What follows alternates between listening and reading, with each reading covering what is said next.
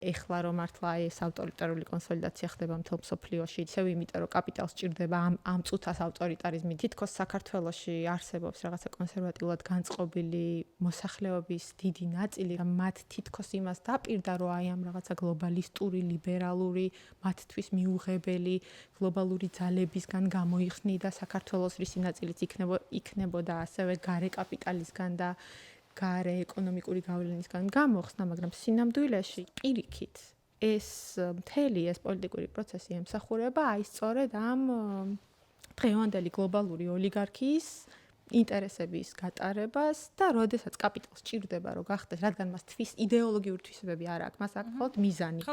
რაც სჭირდება იმ ნიღაბს მოირგებს. და ამ მიზანს ნებისმიერი საშუალება ამართებს. საშუალება ზოგჯერ ლიბერალიზმია, ზოგჯერ კონსერვატიზმი, ზოგჯერ ეს საშუალება არის ნეოლიბერალური სახელმწიფო, სადაც სახელმწიფო გამქრალია, ზოგჯერ ეს საშუალება არის სახელმწიფოს დაბრუნება ამ ძარცვისთვის. ჯერ 2008 წლის შემდეგ, 2020 წლის და შემდეგ რუსეთ-უკრაინის კონფლიქტის შემდეგ კიდე გამწვავებული ამ კრიზისის შემდეგ ინტენსიფიცირდა ეს ულტრამემარჯვენე აღმასვლა, ეს რაღაცა ოლიგარქიების კონსერვატიული შემოbrunება, ხო, მათ შორის დასავლეთში, ანუ ეს ამას იმიტომ უსვამხას, რომ ეს ჩვენი საზოგადოება ავტორიტარიზმს მხოლოდ რუსულ ფენომენად განიხილავს, მაგრამ დღევანდელი გლობალური პროცესი აჩვენებს, რომ ეს საერთო ტენდენცია